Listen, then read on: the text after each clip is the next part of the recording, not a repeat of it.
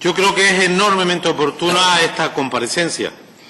Primero, porque el Gobierno, y creo que con buen criterio, ha puesto de nuevo en primera línea de los problemas de las islas la financiación que nuestra comunidad recibe del sistema que regula el sustento de los gobiernos territoriales. Va a ser, desgraciadamente, un asunto siempre vigente, porque es muy relevante, puesto de que se trata de los recursos financieros que posibiliten el autogobierno, el desarrollo de las competencias de las comunidades autónomas, aunque yo he de hacer algunas consideraciones de orden general y luego sí me gustaría preguntar al consejero algunos interrogantes sobre lo que está ocurriendo y el futuro. Y luego en la segunda intervención pues precisaré las posiciones de mi organización y las perspectivas que creo yo que hay en esta materia. Primero, junto con el estatuto va en paralelo la financiación. No tiene sentido tener competencia si no se tiene financiación. Y esta es siempre un asunto relevante en los estados compuestos, descentralizados, como el caso español.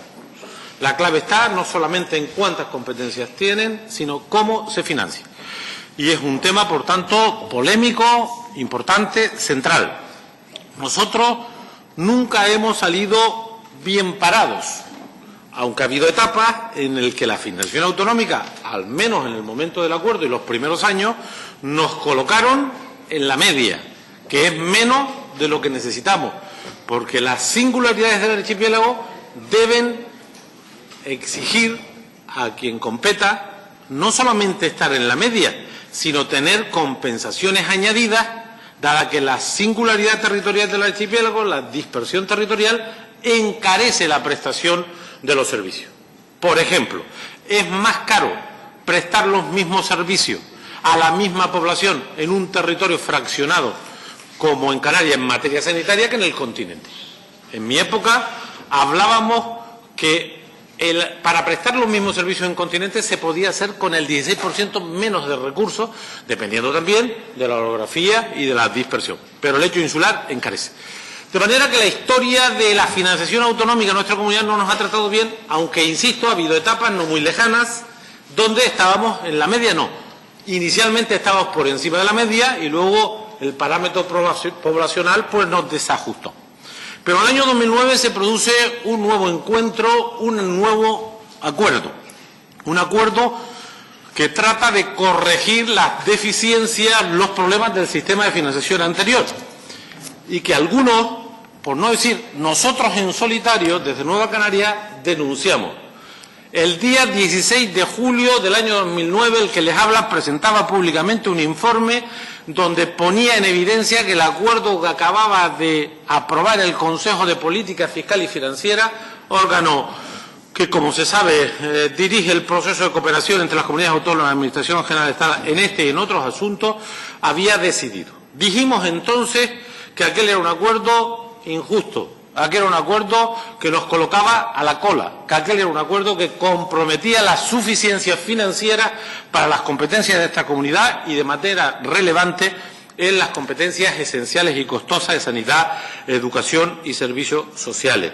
Decíamos en aquel momento que la insularidad había perdido peso específico, que se establecían mecanismos de ponderación para la población que discriminaban a Canarias y favorecían a otros territorios, que los recursos adicionales se habían distribuido con criterios estrictamente políticos del Gobierno de aquel momento y que en aquellos datos disponibles perdíamos más de 500 millones de euros año.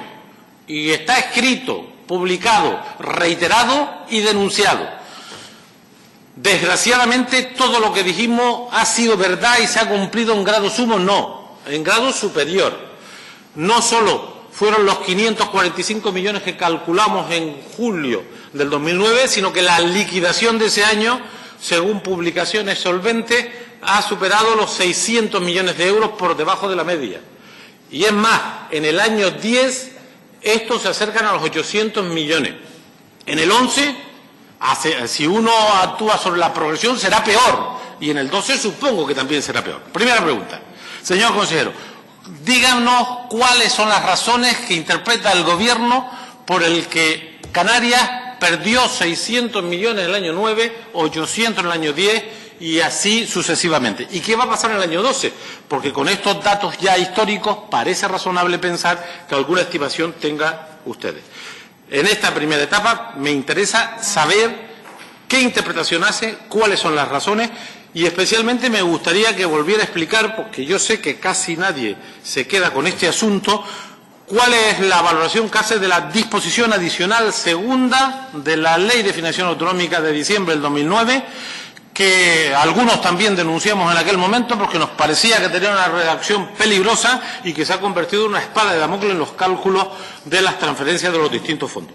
Que nos explique las razones de por qué hemos perdido 600 y 800 millones y qué valor le da la disposición adicional segunda que se negoció entre el Grupo Socialista y Coalición Canaria en las Cortes Generales en la tramitación de la ley 6 meses después, insisto, y esto tiene su matiz y luego lo explicaré, 6 meses después de aprobado en los Consejos de Política Fiscal y Financiera. Luego procuraré en la segunda intervención pedir al señor consejero que nos diga previsiones, planes, estrategias para mejorar este elemento que compromete la sostenibilidad financiera de nuestra comunidad, que compromete la sanidad, la educación, los servicios sociales y el conjunto de competencias que reciben los ciudadanos. Lo que entonces se decidió tiene hoy consecuencias. Nosotros ya saben que hemos dicho en el Pleno de forma reiterada que estamos contentos de que el resto de los grupos hayan rectificado la posición de defensa de ese acuerdo de julio de 2009. Ya se ha pasado en el tiempo. Si Acabo, señora presidenta. Estamos contentos con ese cambio de posición, pero ahora hay que ver con qué condiciones contamos para que lo que entonces fue un error, ahora una evidencia que compromete nuestro futuro, pueda ser modificado. Muchísimas gracias, señora presidenta. Muchas gracias, señor portavoz. Tiene la palabra.